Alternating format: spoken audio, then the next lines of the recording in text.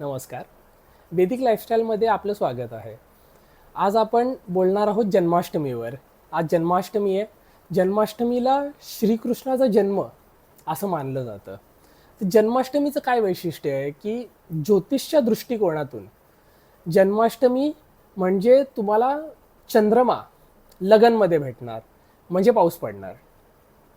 वर्षभर दुष्काळ पडला तर ह्या दिवशी पाऊस पडणं आहे, कारण की चंद्रमा लगनमध्ये बसलेला आहे. पाऊस पडणंच आहे. दुसरी गोष्ट काय आहे, की हा श्रीकृष्णाचा जन्म आहे. श्रीकृष्ण सगळ्या देवांमध्ये वेगळे आहेत. म्हणून गीता प्रेस गोरखपूरच्या एका पुस्तकामध्ये श्रीकृष्णाचे वेगवेगळे सबरूप सांगितलेले आहेत. जसं की गोवर्धन पर्वत उचललेला श्रीकृष्ण, बासुरी वाजवताना श्रीकृष्ण, मा यशोदासोबत श्रीकृष्ण, श्रीकृष्ण बलरामसोबत, श्रीकृष्ण त्याच्या गोपियांसोबत रासलीला करताना, श्रीकृष्ण गायांना जंगलामध्ये चरायला नेताना, असे श्रीकृष्णाचे 16 स्वरूप आपण घराच्या 16 दिशांमध्ये लावल्याने काय रिझल्ट येतो. पण ह्याच्यात सगळ्यात महत्त्वाचं जे आहे ते श्रीकृष्ण आहे. श्रीकृष्ण सगळ्या देवांपेक्षा वेगळे आहेत.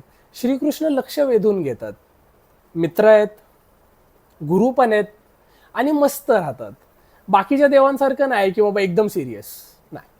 श्रीकृष्ण मस्त, टेन्शन फ्री, आणि असंच आपण आयुष्यात टेन्शन फ्री जगणं अपेक्षित आहे. तर श्रीकृष्णाचे 16 स्वरूप का सांगितले गेले, का तर चंद्रवंशी आहेत ते. तर चंद्रवंशी म्हणून 16 स्वरूप त्यांचे सांगितले गेलेत.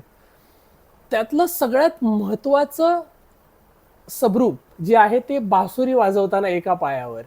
तर बासुरी वाजवणारा श्रीकृष्ण तुम्ही घराच्या ईशान्य दिशेमध्ये प्रस्थापित केल्याने तुम्ही आज जे धर्म क्षेत्रात उभे आहात, कर्म क्षेत्रात उभे आहात, त्याच्यामध्ये उत्तम आणि प्रतिभावंत काम करायला तुम्हाला श्रीकृष्ण मदत करतात, असा माझा वैयक्तिक अनुभव आहे. तर तुम्ही ही रेमेडी नक्की ट्राय करा आणि मला सांगा. Thank you very much.